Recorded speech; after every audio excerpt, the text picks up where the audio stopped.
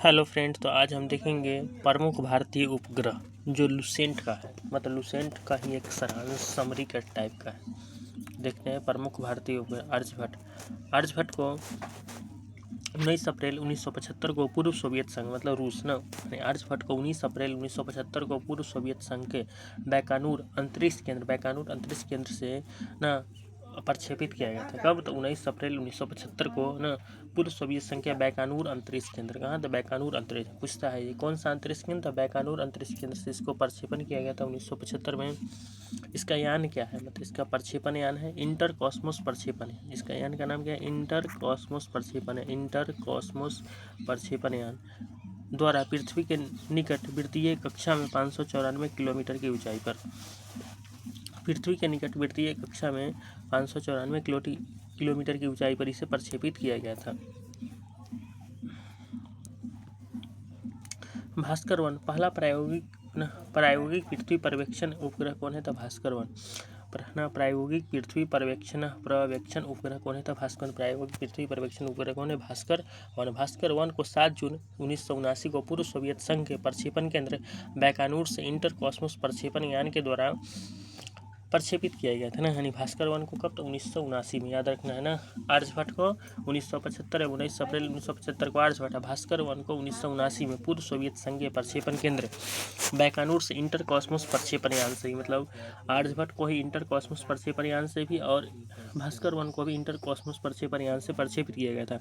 भास्कर 2 को 1981 में प्रक्षेपित किया। भास्कर 2 को 1981 में। रोहिणी श्रृंखला रोहिणी RS-1 को 18 रोहिणी श्रृंखला में तो रोहिणी RS-1 को 18 जुलाई 1980 को श्रीहरिकोटा से SLV-3 प्रक्षेपण यान से सफलतापूर्वक प्रक्षेपित किया गया। मतलब रोहिणी श्रृंखला में रोहिणी RS-1 उसको 1980 में ना 18 जुलाई 1980 को श्रीहरिकोटा से SLV-D3 कौन था? SLV मतलब स्मॉल SLV से ना सैटेलाइट लॉन्च व्हीकल। SLV का पूरा नाम क्या था? इससे सैटेलाइट लॉन्च व्हीकल 3 प्रक्षेपण यान से सफलतापूर्वक प्रक्षेपित किया गया था। इस प्रकार रोहिणी RS-1 भारतीय भूमि से भारतीय प्रक्षेपण यान द्वारा प्रक्षेपित प्रथम भारतीय उपग्रह बना।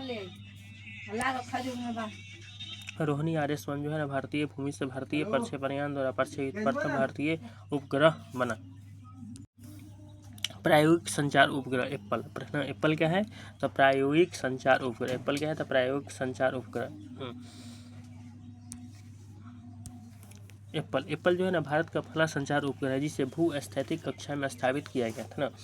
प्रायोगिक संचार उपग्रह एप्पल है। मतलब एप्पल को पहला संचार उपग्रह कौन है? तो एप्पल पहला संचार उपग्रह एप्पल है ना। भारत का पहला संचार उपग्रह एप्पल जिसे भू-स्थैतिक कक्षा में स्थापित किया गया था। कब? तो यान का नाम है 1981 में 19 जून 1981 को फ्रेंच गुआना के कोरू अंतरिक्ष प्रक्षेपण केंद्र से यूरोपीय अंतरिक्ष एजेंसी के एरियन 4 के द्वारा एप्पल को लॉन्च किया गया था ना। यानी भारत का पहला संचार उपग्रह कौन है? तो एप्पल है ना। भारत का पहला संचार उपग्रह एप्पल है ना जिसको 1981 में फ्रेंच गुआना के कोरू अंतरिक्ष प्रक्षेपण केंद्र से यूरोपीय अंतरिक्ष एजेंसी एरियन 4 के द्वारा प्रक्षेपित किया गया था। और रोहिणी श्रृंखला क्या हुई? तो भारतीय भूमि से, देखिए उससे पहले जो आर्यभट्ट चाहे भास्कर था वो भारत की भूमि से प्रक्षेपित नहीं होता था, पर ये जो है ना रोहिणी RS भारतीय भूमि से भारतीय प्रक्षेपण यान द्वारा प्रक्षेपित प्रथम भारतीय उपग्रह कौन है? रोहिणी RS-1। तो इसको इस प्रकार याद रखना है कि भारतीय भूमि से भारतीय प्रक्षेपण यान के द्वारा किसको प्रक्षेपित किया है? तो रोहिणी RS-1 को। अब देश का प्रथम मैपिंग सैटेलाइट कौन है? था कार्टोसैट 1। देश का प्रथम मैपिंग सैटेलाइट कौन है? कार्टोसैट 1। इनसेट प्रणाली मतलब एक होता है इनसेट, एक होता है मैटसेट। तो इनसेट प्रणाली जो है ना अंतरिक्ष, इनसेट मतलब इन्फॉर्मेशन, मतलब अंतरिक्ष विभाग से इन्फॉर्मेशन देगा, दूरसंचार विभाग से देगा, भारतीय मौसम विभाग तो इन्फॉर्मेशन देता ही आकाशवाणी। इनसेट उपग्रह प्रणाली अंतरिक्ष विभाग, दूरसंचार विभाग, भारतीय मौसम विभाग, आकाशवाणी से सूचना देता है, जबकि तथा दूरदर्शन का संयुक्त प्रयास है। और मैटसेट मतलब मौसम संबंधी ना। मै से मौसम और मैटसेट। इसरो ने 12 सितंबर 2002 को श्रीहरिकोटा आंध्रा के सतीश धवन अंतरिक्ष केंद्र से ध्रुवीय उपग्रह प्रक्षेपण यान C4 के माध्यम से मौसम संबंधी मैटसेट को भू-स्थैतिक कक्षा में स्थानांतरित किया। यानी मैटसेट को किया तो 2002 में 2002 में श्रीहरिकोटा के सतीश धवन अंतरिक्ष केंद्र से ध्रुवीय उपग्रह प्रक्षेपण यान C4 के माध्यम से मौसम संबंधी उपग्रह को भू-स्थैतिक कक्षा में स्थापित किया। यह पहला मौका था जब किसी भारतीय अंतरिक्ष यान से 1000 केजी से अधिक भार के उपग्रह को भू-स्थैतिक कक्षा में स्थापित किया गया था। मतलब मैटसेट को 2002 में स्थापित किया गया था। तो यह पहला मौका था जब 1000 केजी से अधिक भार का उपग्रह भू-स्थैतिक कक्षा में स्थापित किया जाए ना। मतलब उससे पहले रोहिणी हुआ था, वो इससे कम रहा होगा ना।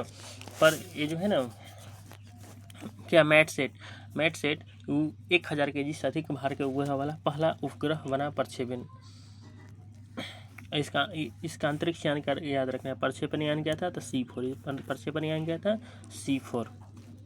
अब है उपग्रह के प्रकार देख लेते हैं। सौर तुल्यकालिक कक्षीय उपग्रह ना, यह उत्तर से दक्षिण की ओर चलते हुए एक निश्चित ऊंचाई पर 500 से 1000 किलोमीटर की ऊंचाई पर कार्य करते हैं। पूछेगा सौर तुल्यकालिक उपग्रह मतलब जो सूरज के चारों ओर घूमता है ना, मतलब सूरज की परिक्रमा करता है, उसको सौर तुल्यकालिक उपग्रह कहते हैं। ये उत्तर से दक्षिण की ओर घूमता है। सौर तुल्यकालिक उपग्रह कहने से घूमता है उत्तर से दक्षिण। सौर तुल्यकालिक उपग्रह कहाँ से कहाँ घूमता है? उत्तर से दक्षिण की ओर चलते हुए एक निश्चित ऊंचाई पर 500 से 1000 किलोमीटर की ऊंचाई पर काम करता है। IRS ना इंडियन रिमोट सेंसिंग सैटेलाइट, जो IRS होता है ना, IRS का पूरा नाम होता है इंडियन रिमोट सेंसिंग सैटेलाइट उपग्रह, इसी श्रेणी में आते हैं। बात करते हैं भूतुल्यकालिक उपग्रह ना, ये उपग्रह एक वृत्ताकार विषुवतीय कक्षा में 36,000 किलोमीटर की ऊंचाई पर ना 24 घंटे में एक बार पृथ्वी की परिक्रमा करते हैं ना। अब भूतुल्यकालिक जो भूमि मतलब पृथ्वी के चारों ओर घूमता है उसको भूतुल्यकालिक उपग्रह कहेंगे। यह 36,000 किलोमीटर की ऊंचाई पर रहता है ना, और 24 घंटे में कितना? तो 24 घंटे में एक बार पृथ्वी की परिक्रमा करता है ना।